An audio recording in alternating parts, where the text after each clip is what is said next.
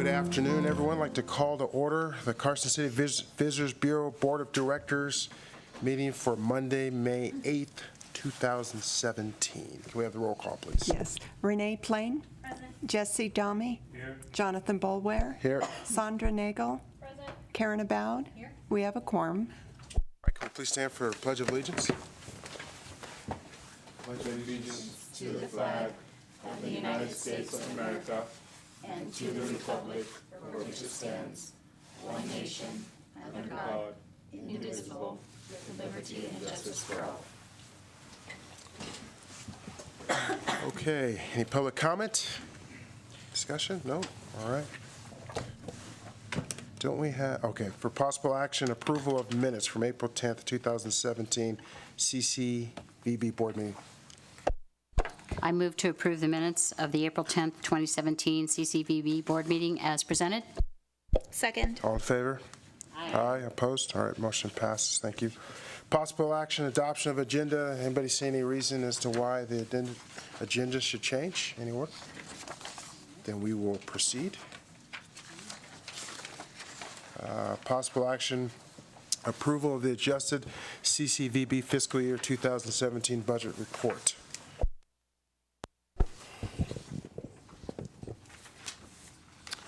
Okay, we'll go starting your report on page 2 in your packet. You will find that we have updated, as we talked about last month, the projected column, which is column 2. Once again, we'll start by letting you know that this is representing 75% of fiscal year 17 lapsed, with the revenue coming through March 31st. So the revenue, once again, is a month behind the expenses. We'll go over in detail because there's definitely going to be a lot of changes when you're looking at the projected column in compared to the budgeted column 1. So on the revenues, going down, you can see that we're certainly anticipating some additional revenues coming in right now. Now, I want to state the projected column will come back to you. This is your first opportunity to see some of the changes in the projected column. We will be coming back next month with the augmentations to lock in those numbers. Then I will file, and Chris will file, the augmentation numbers with the state. So those will be locked in for our fiscal year 17 budget augmentations. So going down, you can see some of the increases going from room tax, the breakout of each one of the funds from capital and V&T, and then how it correlates down from breaking it up in arts, culture, V&T marketing, the gift store. You can see we did lower that. So there are going to be a few that not only going up because of the anticipated revenues, but you will see some that are going to be decreasing with no anticipated additional revenue or expenses related to the line items. So going down on the bottom line for revenues, we had originally gone a little bit lower. The first budgeted number was 1.867, and we're anticipating now that we're going to be a little over $2 million in projected revenue coming in. Year to date, we've spent $1.4 million. So that reflects 70% at 75% year lapse. Continuing down the next column, you've got CBB revenue. So this is the breakout, once again, of those projected funds.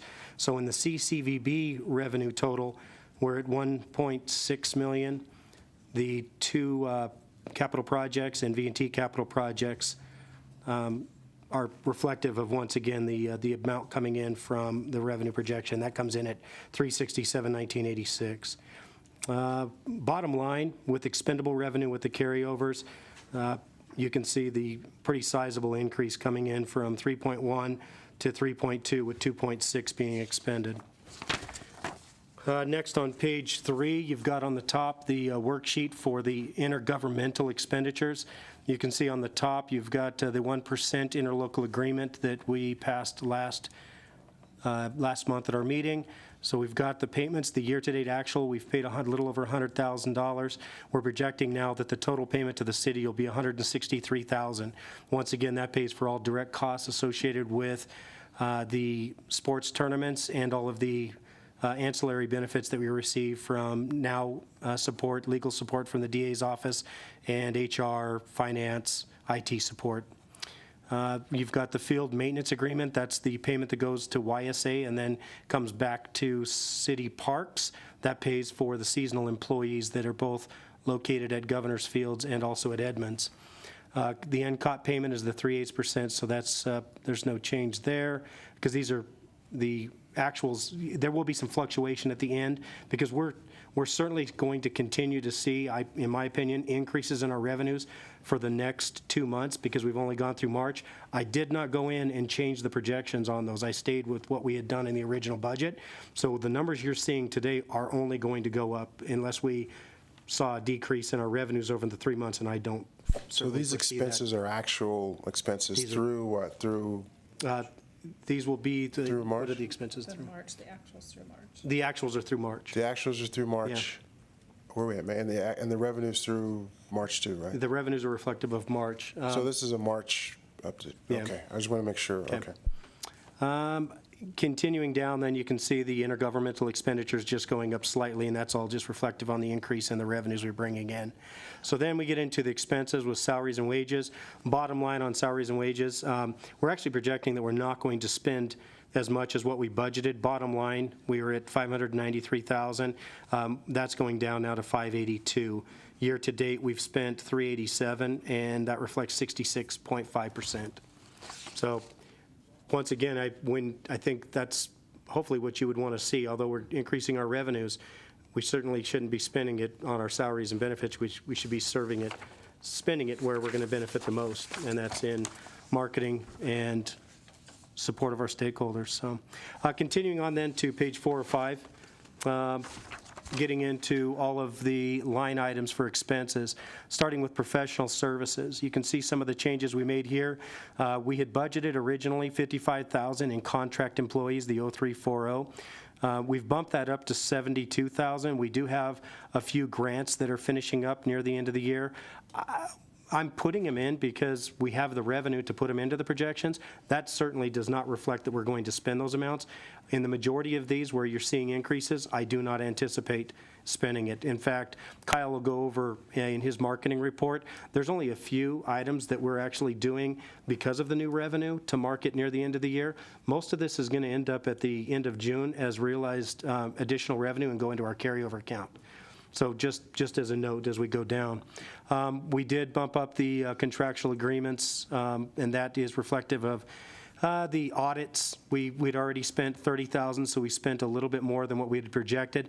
Once again, bumping into $36,000. I don't anticipate getting to $36,000, but that's, I think, where we're comfortable just in case something comes up in the next 2 months with an audit. No real changes in the property services. Continuing down to the Visitors Bureau Other Services. So under Other Services, I didn't make a change in the projected line item for special events, but as you can see, we've only spent $90,000 of the $146,000, and coming in now, we've got Epic Rides and just a couple other special events, so there's going to be some realized savings there that'll come out into our carryover account. Printing and advertisement, we bumped that slightly. I know Kyle's going to talk about a couple of things that he's doing that'll fall into this printing and advertising line item for the end of the fiscal year. But once again, to think that we're going to be spending another $90,000, we just don't have that many projects in the works. There are a couple of grants that we can jump into, but there's going to be some bottom line savings here also. Going down, no other changes other than in the travel and lodging, and that's just due to the fact that a couple of the grants that we had at the end of this year will transfer into the grants, but you're going to see some of those expenses showing up in travel and lodging. Plus, I'm going to utilize some of the additional revenue. Last year, we were very successful in bringing in Pink Bike and a couple of the industry professionals to cover the Epic Rides event, and I intend on doing the same thing. So we'll probably have at least 2 to 3 different magazines, maybe a couple of bloggers representing the industry and covering Epic Rides for us. So I think that's going to be a good use of that additional $10,000. Bottom line, when you look just in other services, we've projected now going from $327,000 to $347,000. We've only spent $182,000, so in just other services, we still have $164,000. We're not going to spend $164,000. I just want to make sure you guys are comfortable with that fact. Going down to operating supplies. So this is where I do have one pretty major change I want to talk to you about, and that's in operating supplies. You see where I'm going from 112,000 up to 204. We've currently only spent 61. I put into the projections an opportunity for us to make an investment into our brand. This is an opportunity for us. I want to back up just a little bit on the branding effort of showcasing us as an outdoor recreation destination. We quickly became that. In fact, I know Kyle will, once again, I'm throwing a lot on Kyle during his report, but the Sea Otter Classic, when we were down, the industry knows who we are and what we are. They're not coming up and asking, hey, tell us about Carson City. They're like, wow, how did you guys become that destination so quickly? My concern is we're lacking some of the assets that we need to really meet that demand, and that's in the development of our trails. So there was about 3 different concerns in the development of trails that came up over the course of the last year.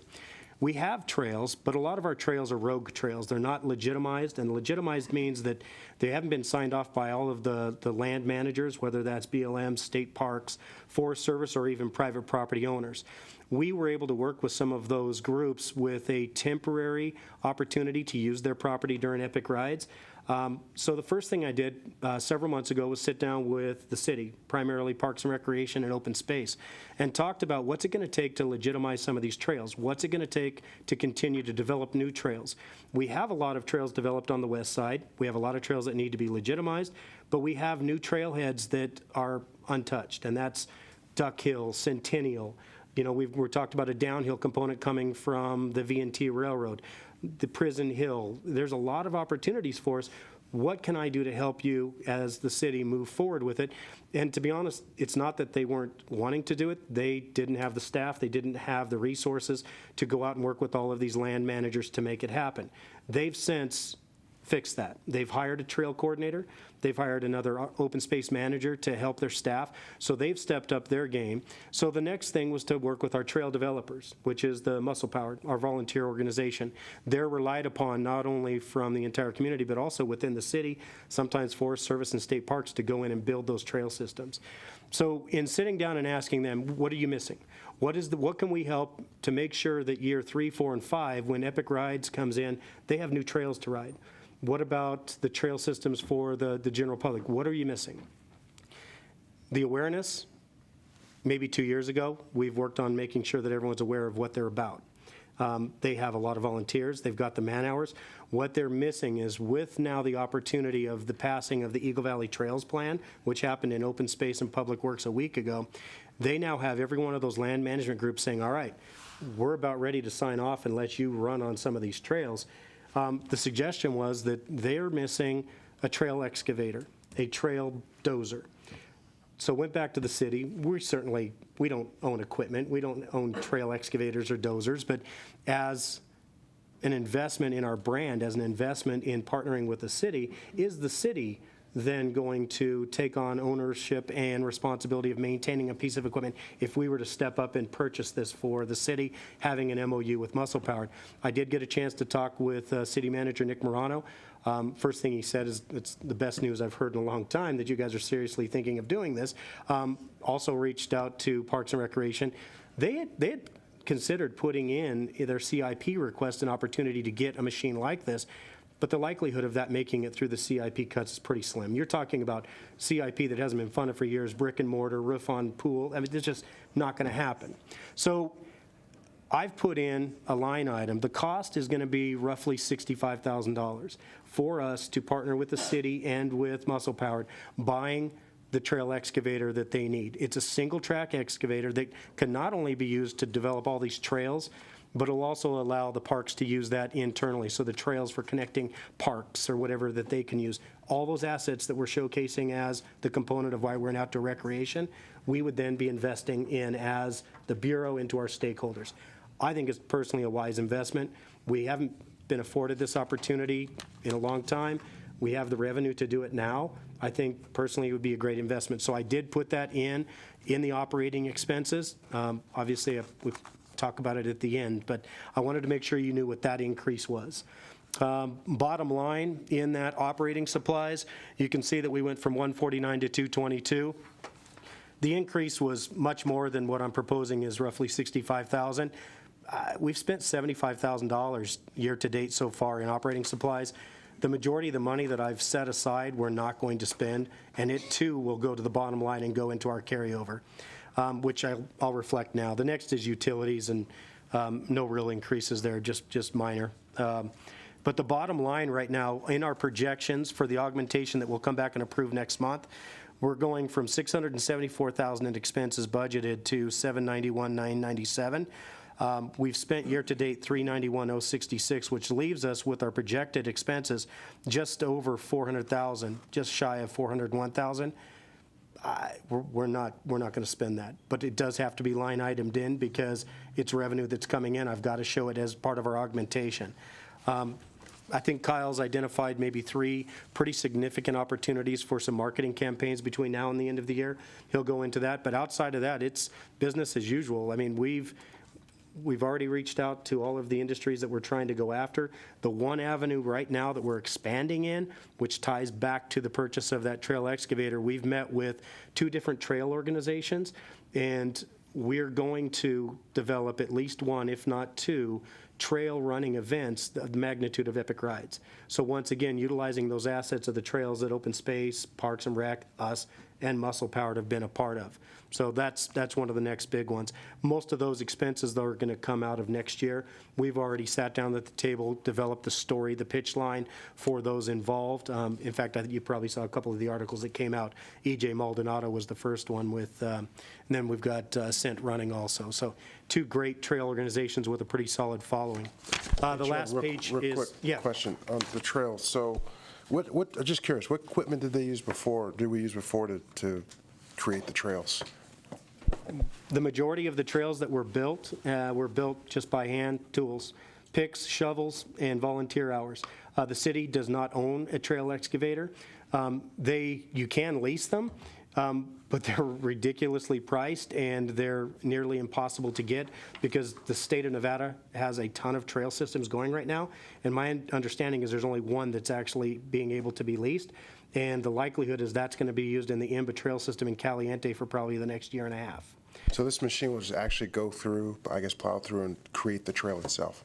Yeah, it's a diesel-powered, single-manned excavator that goes on as steep an incline and develops a single-track trail. So the importance of a single-track trail is you're then inviting trail runners and mountain bikers, but you're not inviting a lot of other use on them. The one trail that I think, and I'm not, for sure, but Kevin Joel with the Tamba came in and I think helped Jeff Potter on maybe 1 or 2 trails, but the trail system with Ash to Kings, I think they had to have used, and Kyle may know better, they had to have used the dozer. The dozer truly builds the best single-track trails that you could put on a trail system. Joel, in terms of trail repair, considering the winter that we had, will this piece of equipment help with that repair so that they don't have to physically go in and rebuild as they did all those trails originally? Absolutely. In fact, I think as much as I'd like to see new trails developed, I would have to imagine that if we purchase this for the city, they take on ownership. I wouldn't be surprised if you start seeing this down near the river trails first so that they can start repairing a lot of the trail system that we've had to close. Yeah, it certainly can be used for it. Joel, do we know how wide of a trail it creates? What's the width of the equipment? Yeah, the single track with the without blade attachments on it, it cuts a 29.5-inch trail. It does have 3 different attachments and a blade extension, so you can extend it out. And I do think that the city would need to look at having those extensions on for the wider trails inside the city. But certainly on the single track, they'll stay at the 29.5 inches. Okay. And then once again, the back sheet is just our worksheet for the Department of Taxation.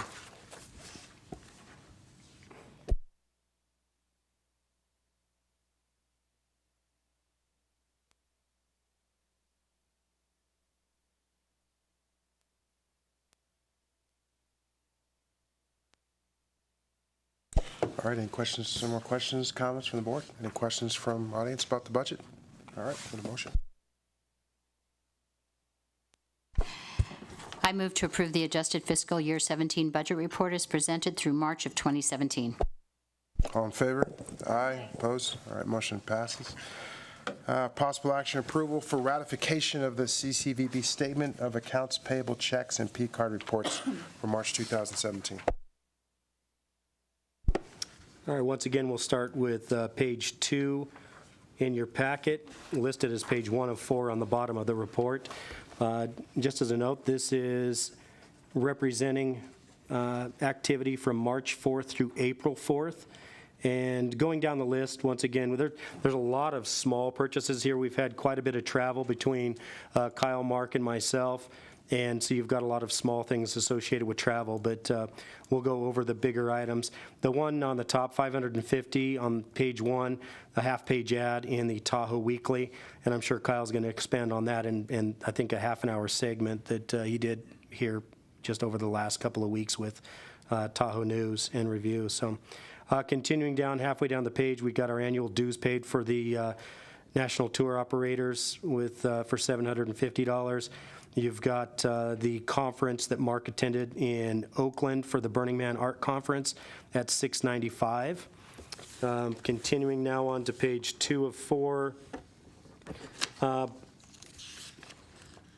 you drop down, I think the next one that's even near $200, we only have one on this page, and that's when Kyle and I and a writer from the, actually 3 different bike magazines, we went down to Caliente and did a strategic meeting for their trail system, and we stayed at the Shady Motel, and that's the only one. And I think we're going to go back and maybe do a rebranding effort with the Shady Motel because it was a really nice place. So So you got 3 rooms for $200, we did including taxes, at the Shady Motel. including dinner? Correct. Kind of And a trip free y'all going breakfast. on, man? What kind of trip y'all going on? And he invited us over to have beers on his porch and talk about trails. So it was a great trip. So page 3 of 4, continuing down, you've got the 2 charges for the printer rental and the additional charges.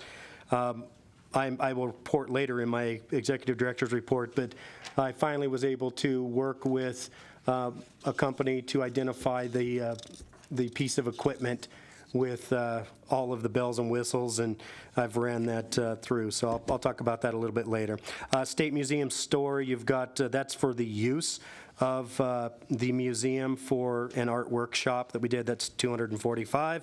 The rest of them are all, I think, under $50 on page 3 of 4. Once again, most of them are associated with travel on at least 4 or 5 different locations that we've been to over the course of the last month.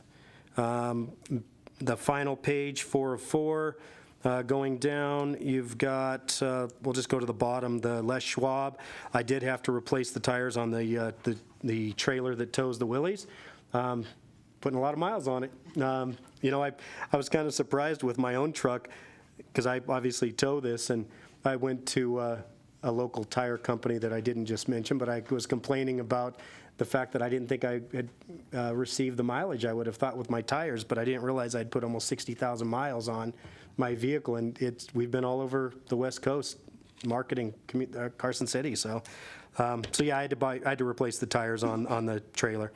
And the last one, you've got the 571, which is, I think, is a little more reflective of what it costs when you travel, and that was for the conference for March down in Oakland. The page 6 of 6, this is the P-card statement.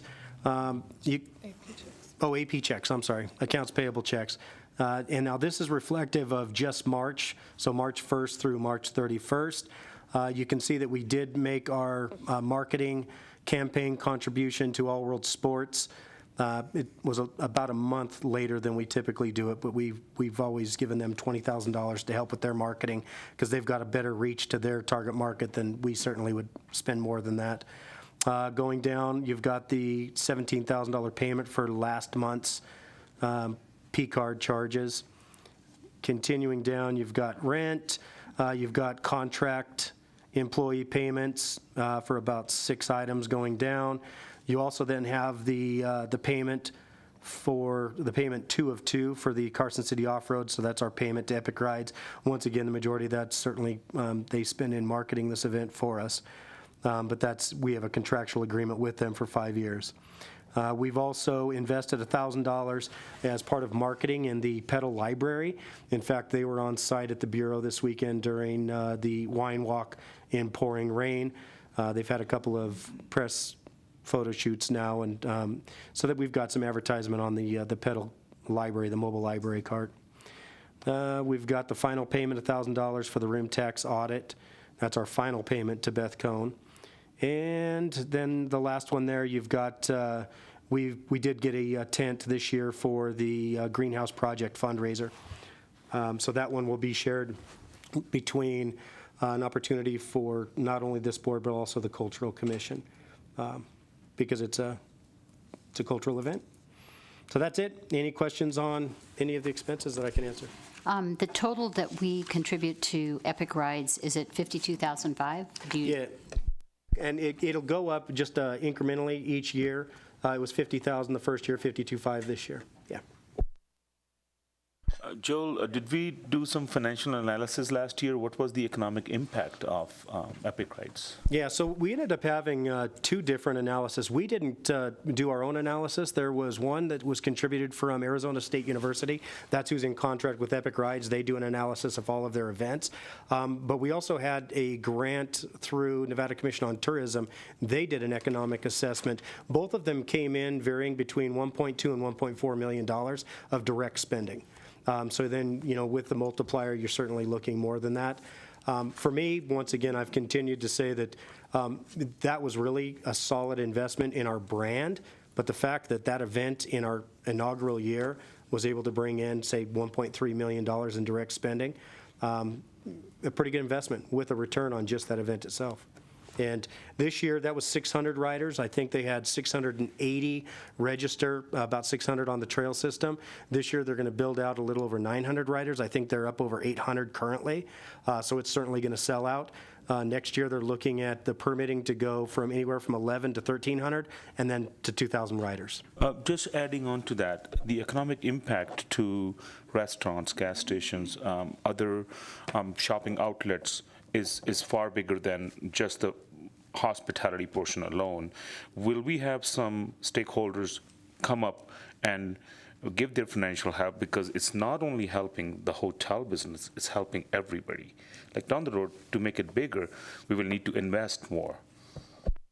In fact, you know, and that's once again, and I think it's a great statement, because we're building the partnerships, and our partnerships are creating an awareness of what we create as an economic engine. I've always said it's roughly about 30% of the visitor spending goes to lodging. So 70% of what they spend is going directly into our economy. It's going to those retail, to restaurants. They're aware of it, and this is the first year. We talked last month about my strategic planning session. I'm inviting the industry to be a part of that. So all of those stakeholders are going to be at the table going through our SWOT analysis, which I'll get into during my report. But no, I agree. In fact, I still think that it might be advantageous for us to go ahead and either one of two things: buy the software program that everyone's using, everyone being the industry of destination marketing, to do the economic assessment rather than us doing it ourselves, or we contract out someone to come in and do another assessment of visitor spending. I would probably tend to lean towards us having the software for us to be able to break it down for each individual event. And then it's, once again, it's not me doing a report. It's a software program that was developed that's in the industry that everyone's using. So I might bring that back next month, maybe look at a cost of what that software would be, and that might be something we can invest in near the end of this fiscal year. I think the last time I looked, it's just a couple of $1,000s. So I'll bring that back, but no, I agree. 70% of their visitor spending is going outside of the lodging properties. And also, down the road, the size you are telling us, 1,100, you might need to create another subcommittee to run this, event, because it's getting big. You know, the one thing, and I have to say that when we won the best domestic mountain bike race, obviously last year, to be the nation's best in the inaugural year, it was a team win. But I have to say, the city is doing a fantastic job. When you talk about needing that team to put on an event, this year alone, because of some of the logistical issues we had last year with some of the road closures, the city manager put Patrick Pittenger as point for us in dealing with all the different departments. We have had master project reviews basically from the time we ended last year's event, and we just had one last week. They're spot on with their preparedness. This morning I had 2 meetings, one talking about just some of the signage and the road closures and public meetings.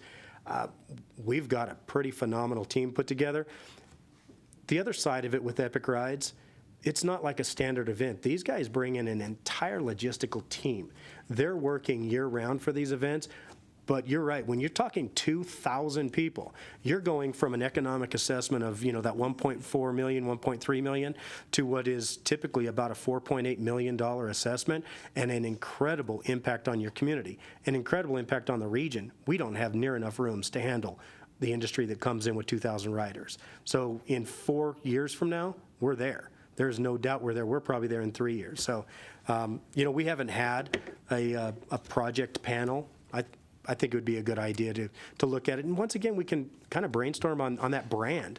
That investment in Epic Rides is an investment in the brand. So, great. Okay. And one thing, having a one event of 2,000 riders, we probably need 2,000 or 3,000 riders, so everybody walks happy, and we don't displace business to Valley and Reno and Tahoe, When we talked about the trail running organizations, when we talked to them, I honestly believe that we can get the same thing, 1,000 runners. There's one event that Kyle works with that we haven't done a whole lot other than just reaching out for some advertisement. They're at 1,000 runners already.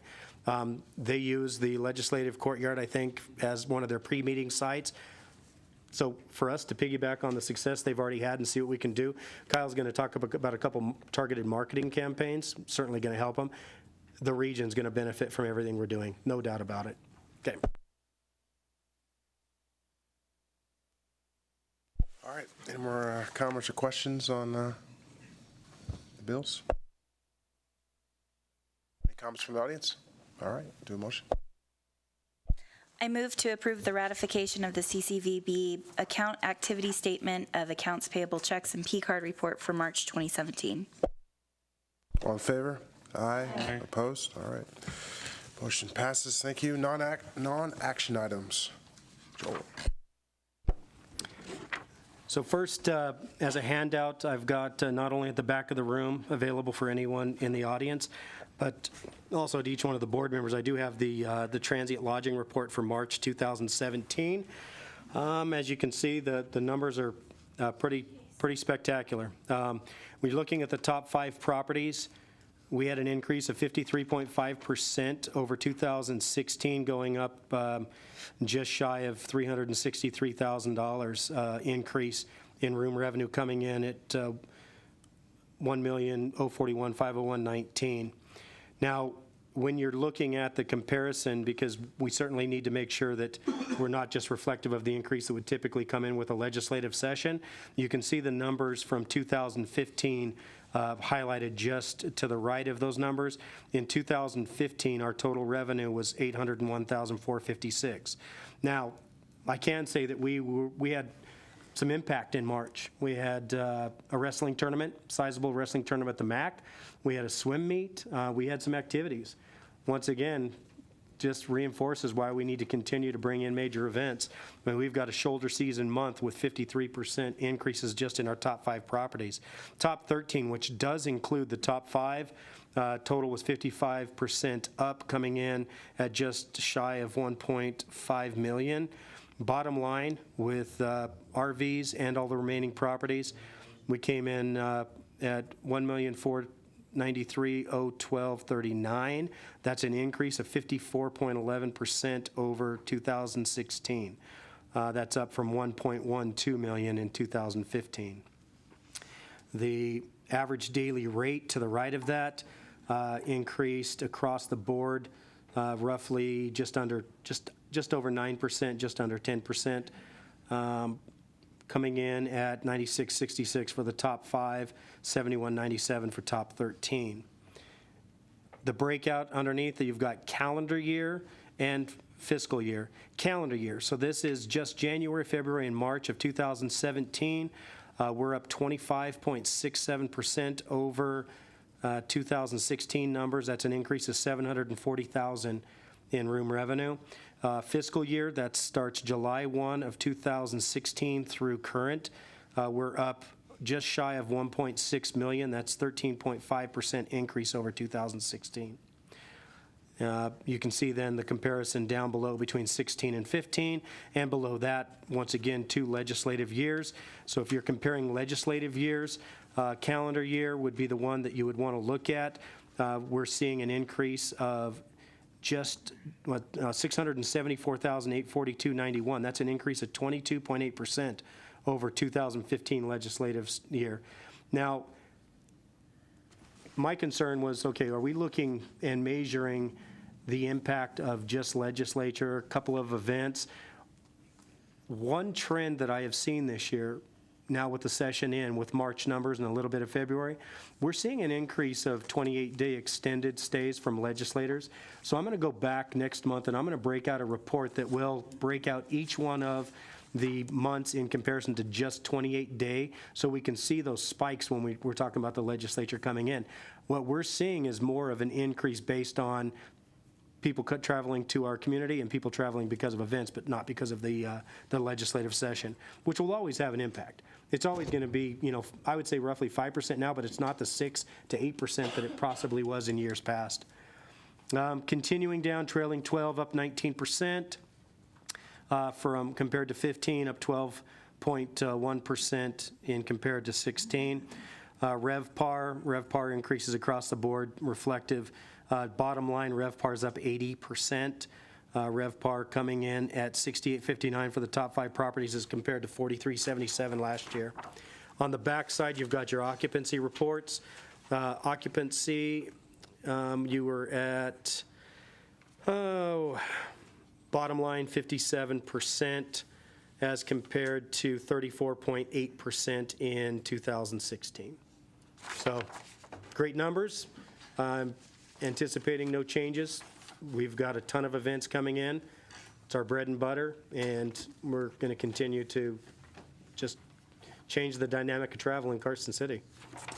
Joel, just to clarify, the top numbers, where it says 53.5% and 55% for top 13. Yes.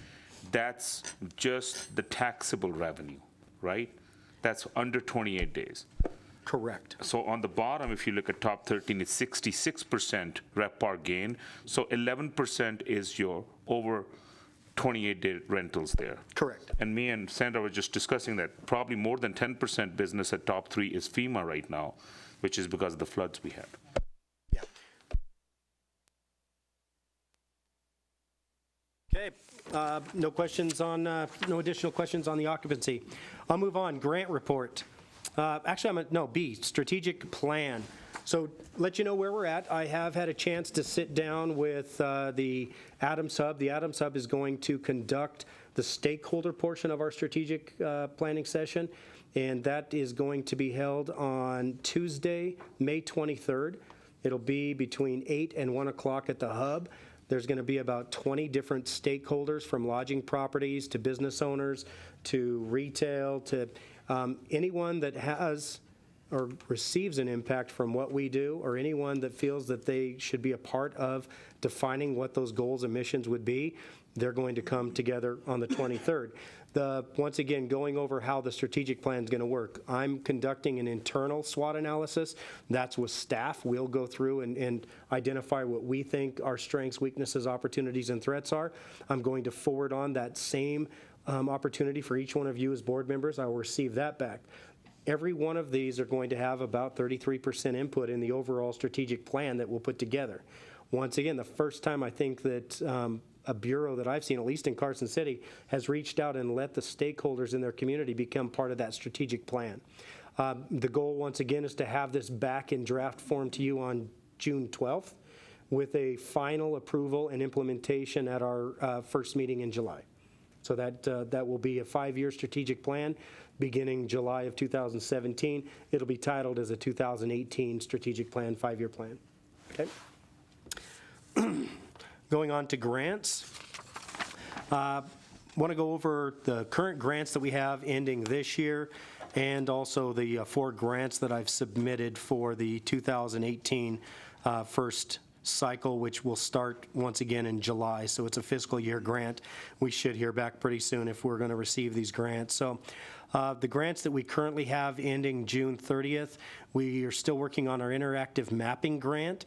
We've talked about that. We're going to look at having the base plate of that map being one that is going to be shared with Muscle Powered and our connecting trails internally in the community, and then we'll build on it from there. That is a $10,000 total cost grant, $5,000 awarded from Commission on Tourism. All of these are Commission on Tourism grants. We have a downtown Carson City marketing campaign. We've already exhausted, we've finished this grant, but it was a total, once again, of $10,000 with matching dollars coming from Nevada Commission on Tourism. We also had the Visitor's Guide reprint, which we've done. That's the large marketing piece, the magazine format. That was a total of $8,000 for that grant. We have a Carson City Trails campaign. That's a $15,000 total cost grant, $7,500 coming from Nevada Commission on Tourism. A greater portion of that grant was our attendance at the Sea Otter Classic. So that will cover a lot of the travel costs, but also anything, we ended up getting a tent and some other stuff that we needed for that event that we'll be able to use throughout in our marketing. The last one of the grants that were currently open until June 30th is the Reflections of the Great Basin artists, and that was a marketing campaign, so it was the marketing component of having the Native artists showcase their work at the Visitors Bureau, and the total award was $7,000, $3,500 coming from Nevada Commission on Tourism. So there's going to be some expenses built into those, but once again, that's really a lot of our work finishing out this fiscal year. So you're not seeing a lot of those big dollar items that is going to eat up the $400,000 we haven't spent yet. So just making sure you're aware. The 4 grants that I've submitted for this next go-around, and these, once again, are marketing grants. I did put together a $25,000 request for a single-track adventure. The single-track adventure will tie all of the communities on our Eastern Gateway, starting with Fallon to Austin to Eureka to Ely, then also tying all the way down to the new trail system in Caliente, trying to make sure that we get information to everybody that's coming on our Eastern Gateway that has a mountain bike on their car of why they need to stop along the way, but educating them about our trail system the whole way. We did have an opportunity twice now, coming through that route, stopping and talking to their trail organizations, some trail builders, a couple of event promoters, and every one of those communities are very excited about being a part of that potential grant project. We also have the Reimagine Space. That is obviously the collaborative project that we, the Cultural Commission, and the RAC are investing into our vacant storefronts. I've asked Nevada Commission on Tourism to become a 4th partner in this and provide money for the marketing component. So that's a request of $5,000. Once again, what that'll do is it'll put them in kind of as an equal collaborative partner with everybody contributing $10,000. The Nevada Magazine advertisement, we do one a year, and that helps us get into the Nevada Magazine yearly guide and the rides guide. So that's about the cost of the 2 pieces of advertisement we do at Nevada Magazine. And the final one, we went ahead and put in a $5,000 request to try to partner with Mary Bennett for the Ghost Walk. We've got obviously a great asset that is utilized in our community, but the one missing component is that video side. So we're going to try to create a video component for the Ghost Walk and hopefully have that before their big event in October of this year. So those are the 4 grants that I've submitted to Nevada Commission on Tourism. And that's it for me. So unless there's any questions, I'll turn it over to Kyle, and I think I created a list of additional 10 you got to talk about. I almost had to turn my paper over. So yeah, April's been a great month for Visit Carson City. We've been traveling a bunch, going around like Joel said. Makes it really difficult to come back and sit at a desk and work, especially when it's as beautiful outside as it is now. But we were at Rural Roundup in Elko. Again, we had a chance to talk to the communities along Highway 50 down to Caliente about the grant process, and it was very well received, so we're looking forward to that. A couple of the highlights from Rural Roundup, though, is some of our social media campaigns were highlighted in the social media talk workshop that was there, so that was an honor that they thought that we were doing good enough to share. And then also one of our ads in Nevada Magazine got put up as a good-looking print advertisement to use as an example for everybody else. Sea Otter Classic down in Monterey was amazing. Great reviews. I passed out some Ride Carson City stickers, which was definitely the hot design going. Had a chance to meet a lot of people from around the country, and one in particular that kind of resonated was this family from Florida whose 9-year-old daughter is really, really into mountain biking, and so they decided to travel across the country and ride in the Prescott, Grand Junction, and Carson City off-roads. And to have their family vacation be around the Epic Ride Series. Well, after talking with them for a while at Sea Otter, went down to Prescott to ride in the Epic Rides race, and sure enough, at the top of one of the toughest climbs, there's this young girl all in pink, climbing up the hill, and I'm like, "You're not the girl from Florida, are you?" And she turns around, and there's the whole family right there, and remembered our conversation. And so even though going down to Prescott was a little bit more fun than business, there was still that opportunity to share the Carson City brand and build those relationships. So the traveling's really been amazing. It's been tough keeping up on social while you're on the road, but just a quick social update. We're up to 3,200 followers on Twitter, and so we're averaging anywhere from 32 to 35 new followers a month, so one or more a day, and females just surpassed males on Twitter this month.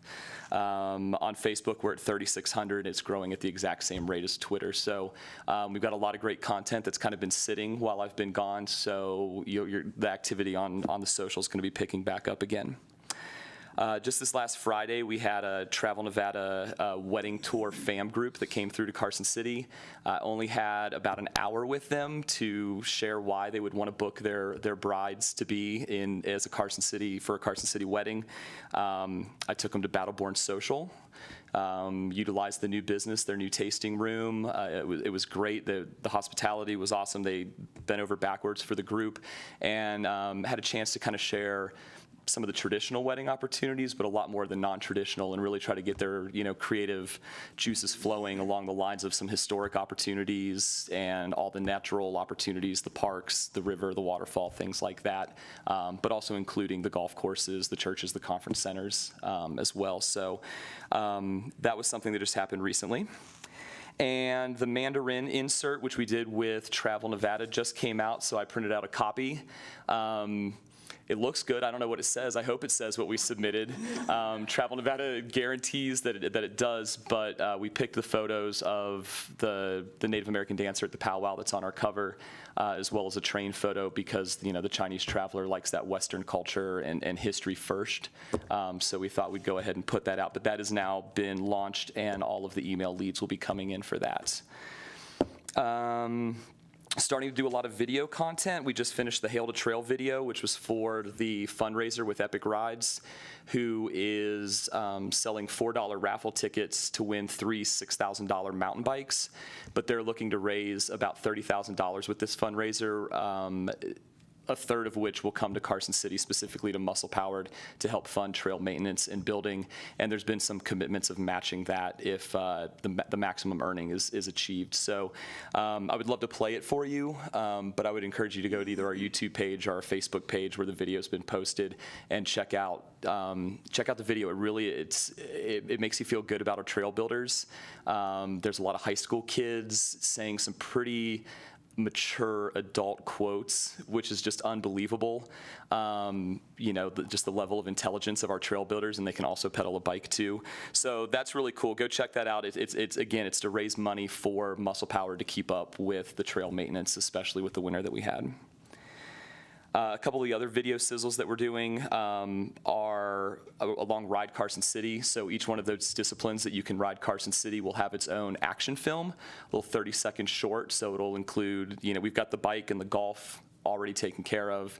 It's getting finished now, but we're looking to go out and hit up, the horses, the planes, the skateboards and scooters, all 10 of those disciplines. So we're going to have some new action films to put out along Ride Carson City.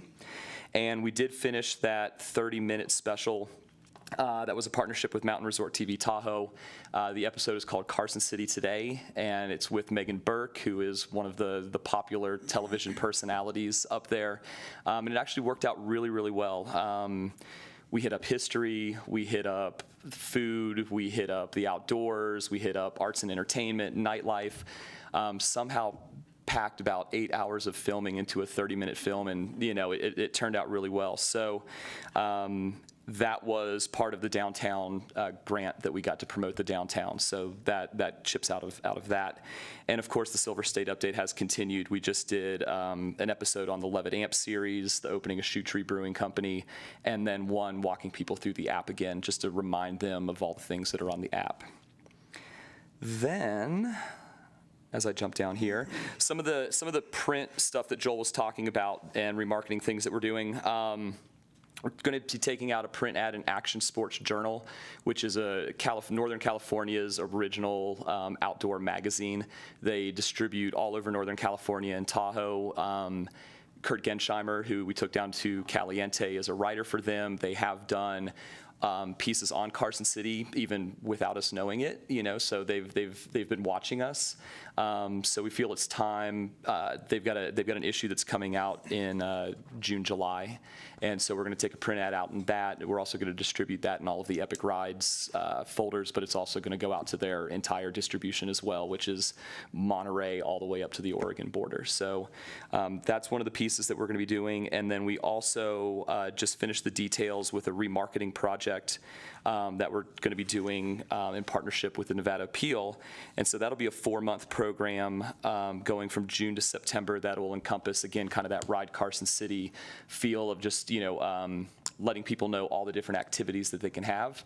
Essentially what it's going to be is sending people back to our website and trying to get people back to the website, trying to gather the email leads once they're back there, depending on if they're going to either the bike information, the train information, or golf information. So we're going to go ahead and we're going to target those 3 populations first.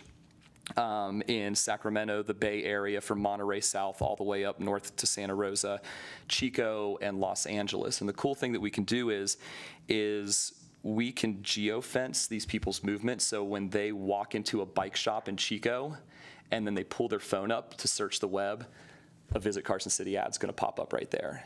If they go to a golf course in Sacramento and then open up, go home, and pop something, whatever the website is, there's a Visit Carson City ad promoting golf. And the same with trains. And that's why we pick these communities, because they've got strong bike community, strong golf community, as well as train attractions already in their community. So even if they're not from there, but a train enthusiast is visiting that area, they're going to be geofenced, and it's going to pop up. We're also going to do it with website targeting. So we've identified some bike, train, and golf websites.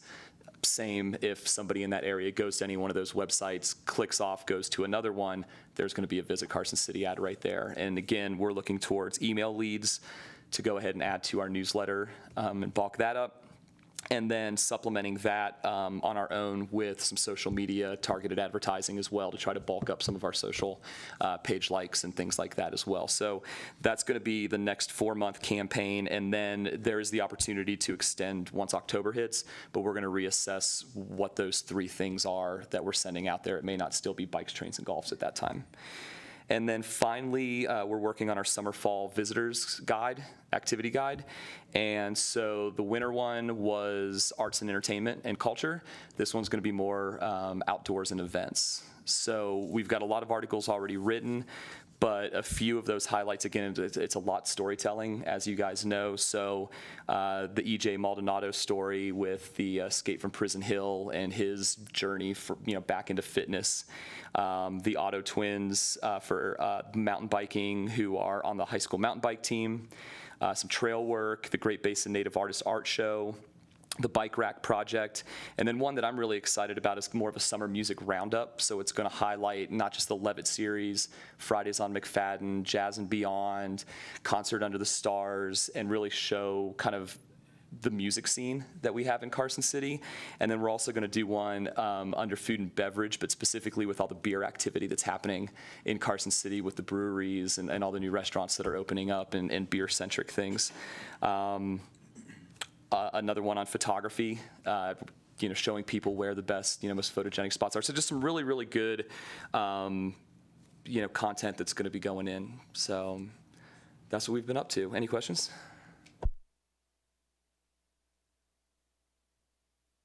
Thank you. Good report. Thanks. You guys been busy. How's everyone doing today? Well, just to echo what Kyle and Joel have said. We've been on the road a lot, but here's what we've been able to accomplish here at headquarters. May 1st, we had our first public art panel for our muscle-powered bike racks. KLO TV in Reno, they were kind enough to come down here April 15th and interview me. We got 20 applicants. And we combed through them. We have 6 people we've identified to put forth, trying to get their designs fabricated in time for Epic rides. This was a challenge for artists. This is a new way of thinking for artists to adapt their talents to an outdoor sculpture. This is new territory. This is a new creative identity that Carson City is creating, even to get artists from Reno to look to Carson City for these opportunities is going to be a growth process, but I think we're on the right track. May 3rd was the annual Arts Day at the Legislature building. This is an opportunity to meet our elected representatives that promote the arts. Senator Mark Menendo was there, Assemblywoman Heidi Swank, Assemblyman Chris Edwards, NAC Chair Julie Arger, Supervisor Lori Bagwell was there, the BAC, Community Yogi, Capital City Arts Initiative, Washoe High School, NAC, and the Cultural Alliance of Nevada. The party that usually puts this together annually fell ill. And so last week on the road to Royal Roundup, I got an email from the Cultural Alliance of Nevada, and we were able to put something together in a week. When these people come to our backyard, I feel it's our duty as a capital to look good, and I think we did. May 3rd was the first workshop of our entrepreneurs project, which is a collaboration with the Adams Hub, the Nevada Arts Council, and the Visitors Bureau. We have 30 applicants that have signed up for this pilot course. It's every Wednesday in May. We will be teaching the skills that will make applying to such things as the bike racks a more familiar territory. Last week, Kyle and Terry from our office did a stellar job in introducing, the why behind what you do and how to sell what you do to someone who is not familiar with what you do. It's really easy to explain what you do to someone who knows the same vocabulary as you, but thinking outside of that box is one of the skills that is going to be taught. Let's see, present events. I got Sherry Rupert reached out to me the other day. UNLV students signed up for. Has anyone heard of an alternate spring break? No. I did that once, and so instead of hitting a Florida beach with a swimming pool and some beverages, you actually sign up to do some volunteer work at a not-for-profit. I built a house for Habitat one year. Some students from UNLV reached out to Stewart Indian School, and so they're going to go out there and help clean up the lawn and clean up buildings for her. It's a week-long event. She reached out to me saying if there was any arts and culture aspect we could introduce, and so I'm working with Topa Spoonhunter. He's one of the artists in our GBNA show right now. Terrific guy, young guy, and I'm working with him on brokering a deal so that these 15 young college students from UNLV will go home back to Vegas with a unique art souvenir that Topa made. So that's going to be May 18th. Future events. How can I talk about this without talking about this? Because there's a press embargo. But we won a grant, and it's a big one. And I can't really say what it is. But it's one that I applied for, and it's one that no other city in the state of Nevada has won in 8 years. So once this press embargo is lifted, I'll be happy to share that with you. But it's to provide community programming. I'll leave that at that. But doing a little tease. That is a tease. That's a mic drop there. Okay. And then lastly, I've been working with the Nevada Day Committee and individuals from the Cultural Commission to create a new tradition during the Nevada Day Parade.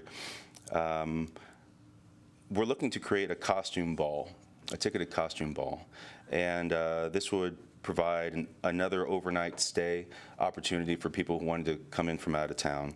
It would also provide a ticketed event that would go towards a grant, a fundable resource that we could create annually to give to artists or organizations. That's something I'll be speaking about after this meeting. Those are all my notes. Does anyone have any questions other than ask me what the name of that grant is? Where would the costume ball be held? Thinking about, I've spoken to Gene at the BAC, so we're talking about that. About the only thing I would like to add is I think Mark didn't highlight the trip coming back from Rural Roundup. We had an opportunity with a member from the Nevada Arts Council to tour Ely, Eureka, and Austin. Mark had a chance to saw through a tree that fell over in about a foot of snow that stopped our progress on the backside of Ely coming in. Got to see some Nevada elk, antelope. I could feel the hair growing on my chest. I have Nevada dirt under my nails now. Watch out, people. Yeah.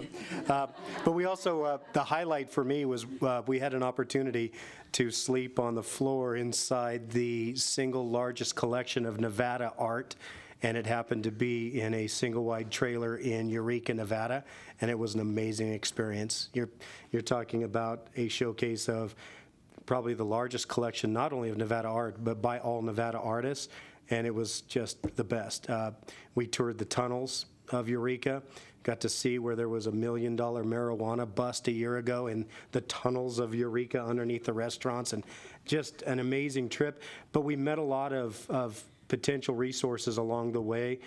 There's a gentleman who's invested in an entire block in Eureka who's just looking for some type of economic development project, and I was showing him what we were doing with the app, and he's very interested in us maybe creating that Highway 50 experience through our app, and then having Austin and Eureka helping people download our app to get to those tabs, because they certainly don't have the resources to provide it themselves. But it was a spectacular trip coming back across Highway 50. So the only thing left is future agenda items. Next month, I'll be bringing back the strategic plan, and it'll be in draft form to move forward. That'll be then on the agenda rather than just as a non-action update. And it's time for my annual review, so that will be coming back to you also next month. So any other future agenda items the board would like to see me add? Chris reminded me that the fiscal year 17 budget augmentations will need to be approved in our June meeting also. So that'll be coming back on next month's agenda. Okay. Upcoming meetings. Our next meeting, once again, will be June 12th. There is a Cultural Commission meeting following this one starting at 5:30. Their next meeting after that won't be until July 10th, once again following our meeting at 5:30. And that's it for me. June 12th work for everybody?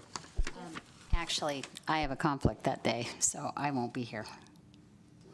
Yeah. Well, what was, do you plan on doing your review on that particular meeting? So can we maybe? Yeah, adjust that I'll date? look at an alternate date and Okay. extend it out, because I I think certainly everyone want should be everybody here there. for performance review. Okay, any other public comment? Or any public comment, discussion? Just stare at them. Yeah, just stare at them. When you're by yourself, you just eye the person in the audience.